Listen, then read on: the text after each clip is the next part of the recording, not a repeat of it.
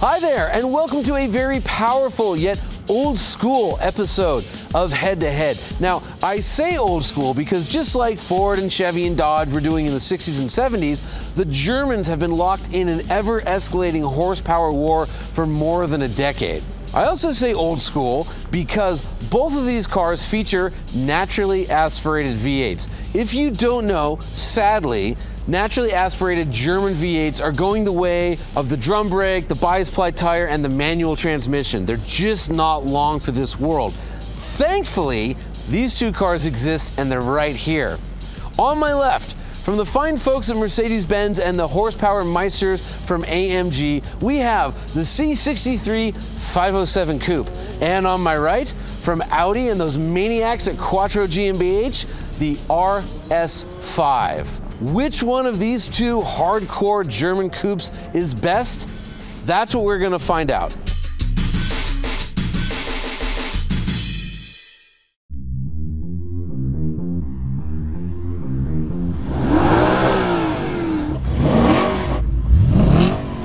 Before we get started, I want you to know one thing.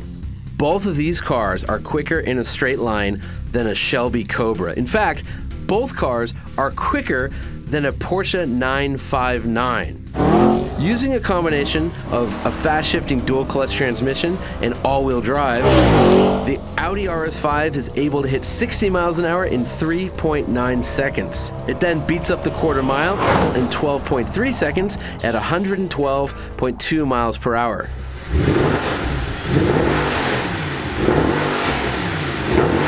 The AMG 507 doesn't have any fancy technology, it just has one hell of an engine. So it can do 60 miles an hour in 3.8 seconds, just clipping the Audi.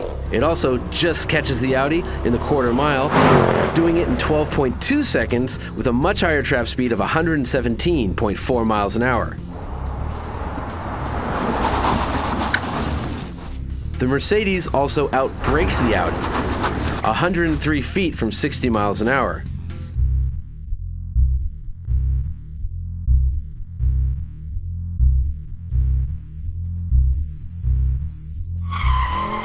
It's hard to be good at road holding when you're as tail happy as the 507 is, and as a result, it pulls 0.91 G on our skid pad.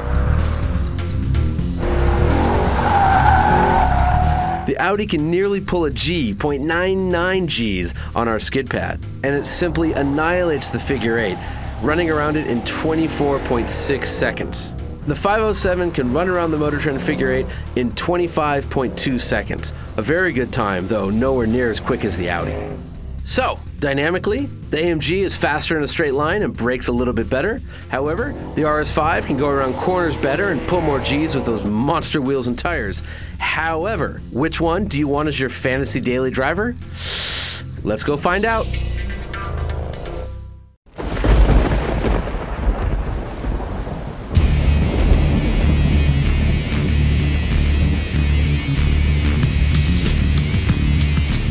Because it is raining and I'm not in the mood to die today, I'm not pushing it quite as hard as I might normally in dry conditions. And so a lot of the understeer that we always notice with Audis is absent. Now, of course, we figure eight it and there is plenty of push, but right now it feels pretty good.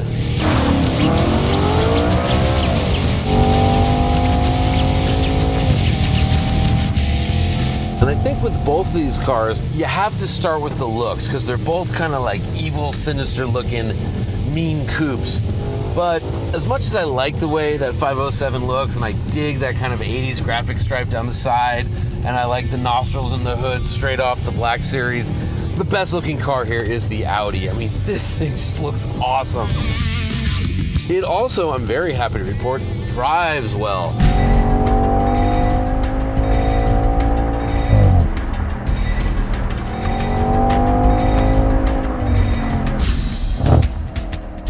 You know, it is raining, so, you know, you'd think this is where the Audi shines, and it totally does. I mean, the all-wheel drive, the Quattro system, and these massive 21-inch wheels, so much grip. It's not even a problem on this. Like, you know, this is the first time it's rained in LA, and I don't know how long.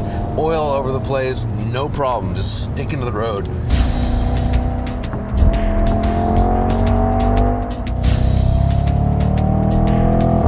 Lago had an interesting point. He was saying, you know, if you just drove around town, if you actually never headed up to somewhere like here, up in these crazy canyons above LA, you would think the Audi RS5 is the greatest car in the world. And he's totally right, because if you stay away from the quote-unquote limit, if you stay away from where this car will go into terminal understeer, it's absolutely brilliant. What makes this an RS5, we've got those crazy wave pattern brakes, which are right off of a MotoGP bike. As we saw when we had the RS7 on the track, they don't really work as well as advertised. Some people think they look cool. I think they look like flowers.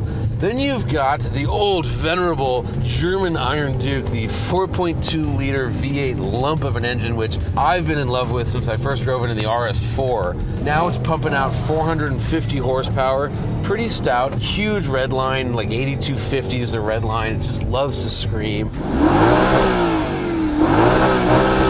The final piece of the RS5 puzzle is, of course, the 7-speed dual-clutch transmission that Audi calls their DSG. It is so good. As far as street cars go, pure street machines, this is about as good as the transmission gets. The shifts are instant. The programming is totally intuitive. Around town, it's an automatic. And up here, if I start pulling the paddles, it's just, you have full control. And man, I'm telling you right now, in these conditions, wet, rainy, and oily, in this car, that 507 has its hands full trying to beat it.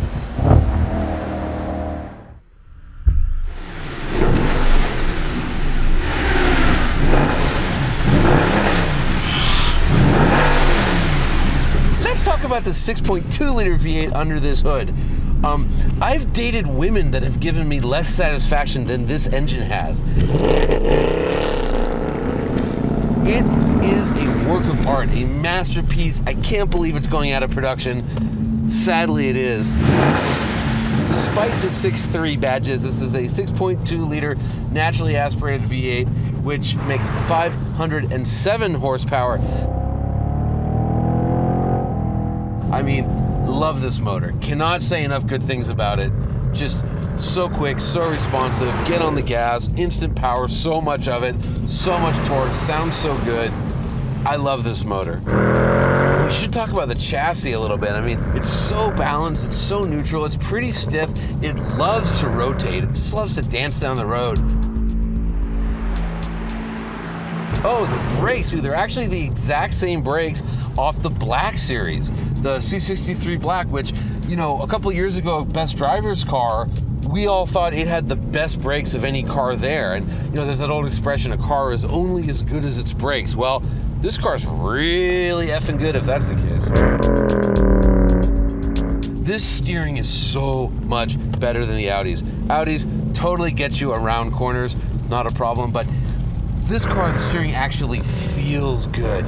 And when you are gonna spend close to $100,000 on a little two-door, you really want steering that's gonna feel good.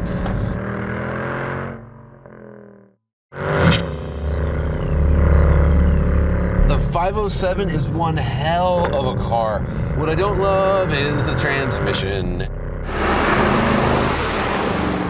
It's kind of the same old AMG story, but it's the 7-speed automatic, their MCT, their wet clutch. They need to replace that, and I'm pretty sure they are with the next generation cars, but for right now, that's kind of the missing link. It's kind of the weak spots. It's what's preventing this car from being a real classic, because the 507 is going to go down in history as a very special AMG product, except for the transmission. Well, friends, I have driven both cars, and they're both just, wow, I would love to have either one. Adding it all up, okay, let's see. We got the 507. I like the engine a lot better. I like the steering wheel a lot better, and the steering itself. I don't like the transmission as much.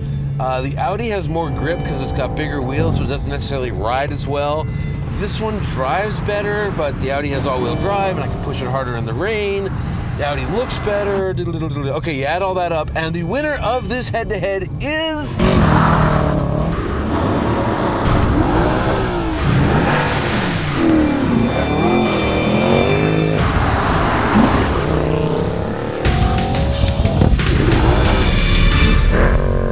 the C63 AMG 507. I'm sorry. If you can find a better coupe, buy it, as Lee Iacocca might have said. This thing is just awesome, awesome, awesome. And the Audi is only awesome, awesome. So this car's definitely the winner.